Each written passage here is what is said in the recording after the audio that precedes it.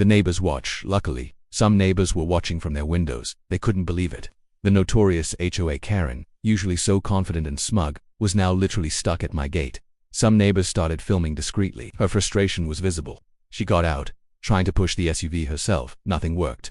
The video alone would have been enough for the HOA board to see the irony. The lesson learned. I finally walked over calmly. "Need some help?" I asked. She glared, embarrassed beyond words. I'll call a tow," she muttered. I shook my head. "No, maybe next time. Think twice before driving through someone's private property." She learned a lesson without me having to escalate or argue. The mud trap and logs were enough to send a clear message. The HOA reaction. Word got back to the HOA board. Some of them were furious, others quietly admitted she deserved it. Because here's the truth. Driving through someone's private property repeatedly is harassment. And when the property owner gets creative, karma has a way of catching up. The trap's outcome after that incident, Karen never drove through my gate again. The neighbors talked about it for weeks. Some even joked that my mud trap was the best neighborhood security system they had ever seen.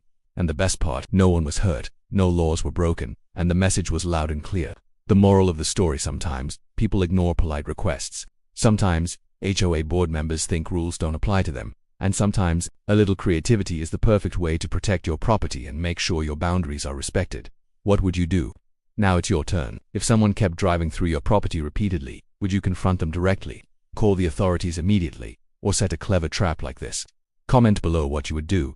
And one more thing I always like to ask: where are you watching this story from? Drop your city and country in the comments. It's amazing to see viewers from all over the world. If you enjoyed this story, don't forget to like the video and subscribe for more crazy HOA and property stories.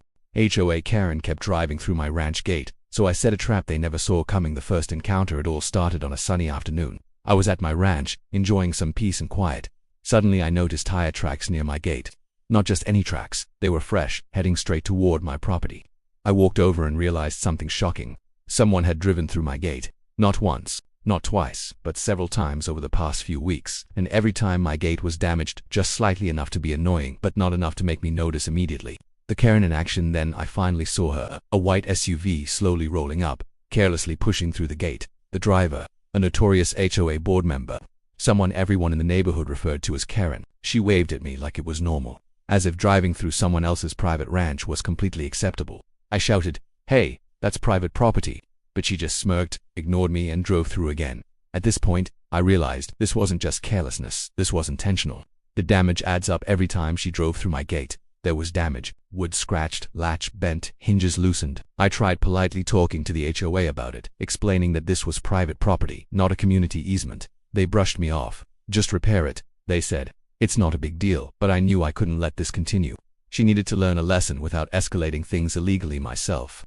Planning the trap, I decided to be smart about it. Instead of confronting her directly, I thought, why not set a little trap? Nothing dangerous, nothing illegal. Just something to make her think twice before driving through my ranch again. I spent a few hours planning. I added soft sand and mud in a specific pattern at the gate area, which would make it impossible for her SUV to drive through without getting stuck. I also placed a few strategically positioned logs on the sides, so she couldn't easily go around.